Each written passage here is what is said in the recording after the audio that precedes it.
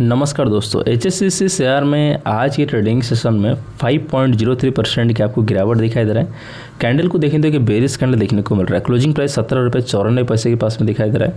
तो इस वीडियो में समझेंगे 15 दिसंबर 2025 के लिए कौन कौन से इंपॉर्टेंट सपोर्ट रेजिस्टेंस लेवल हो सकता है।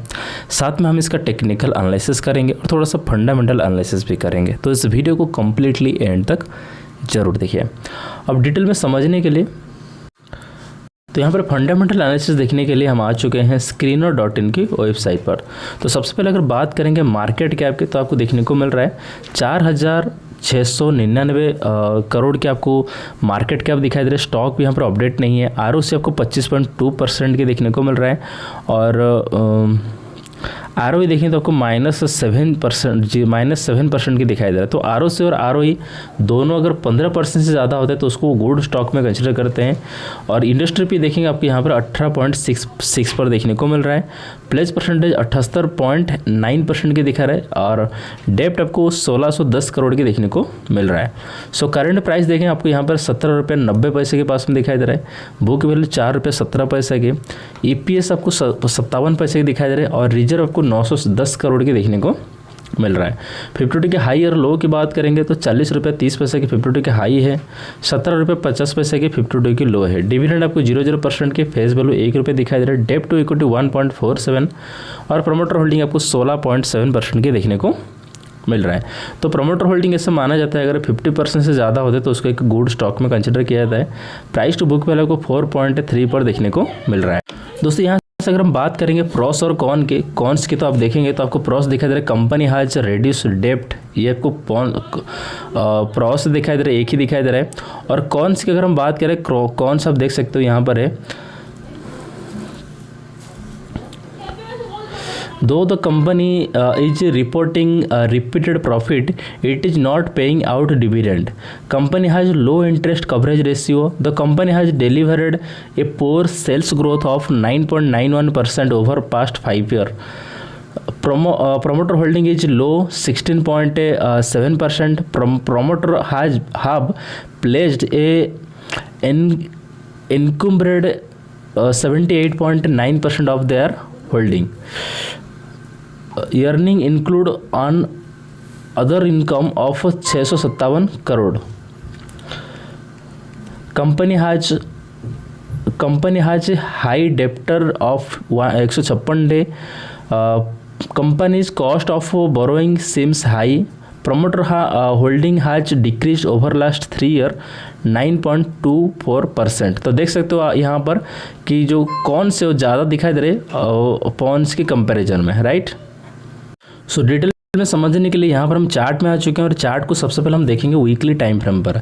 जब हम चार्ट को वीकली टाइम फ्रेम पर देख रहे हैं तो देख सकते हो कि स्टॉक आपको पहले से यहाँ पे मैं आपको थोड़ा सा और भी क्लियरली दिखाऊंगा। तो मैं आपको थोड़ा सा चार्ट पहले का चार्ट भी दिखा देता हूँ ताकि आपको थोड़ा सा आइडिया लग जाए।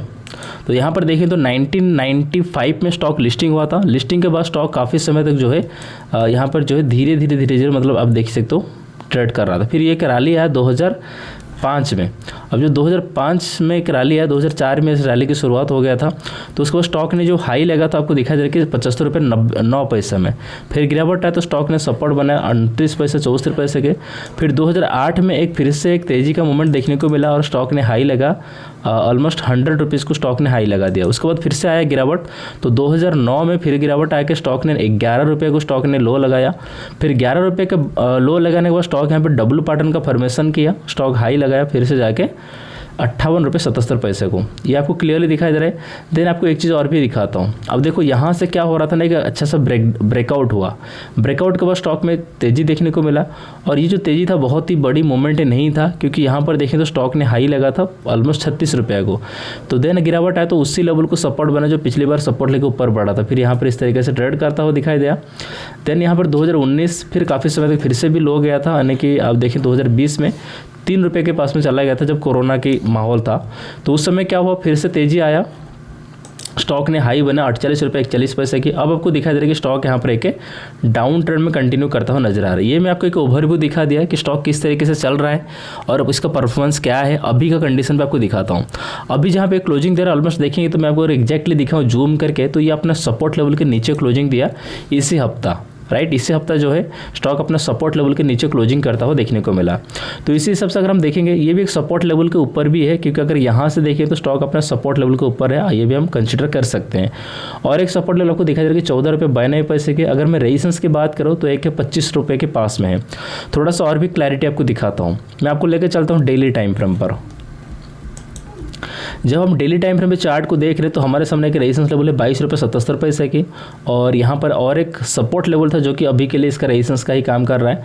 तो अभी के लिए ये हमारे सपोर्ट लेवल है, बाकी ये जितने सारे लेवल्स आपको दिखाई दे रहे सभी रेजिस्टेंस लेवल का काम कर रहा है, ठीक है।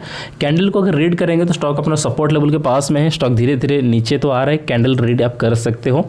अगर कोई डाउट आ रहा है, मेरे हिसाब से तो मैंने आपको अच्छे से समझा दिया है, फिर भी कोई डाउट है कमेंट करके पूछ सकते हो। इस वीडियो को लाइक करिएगा, आपकी छोटी सी लाइक मुझे इनकरेज करती है और भी अच्छे से स्टॉक को सिलेक्ट करके आपके सामने अच्छा से एक्सप्लेन करने की। तो फिर मिलते हैं नेक्स्ट वीडियो में। कोई अगर और स्टॉक में वीडियो देखना चाहते हैं कमेंट करके जरूर बताइएगा। सो फिर मिलते हैं नेक्स्ट वीडियो में। धन्यवाद।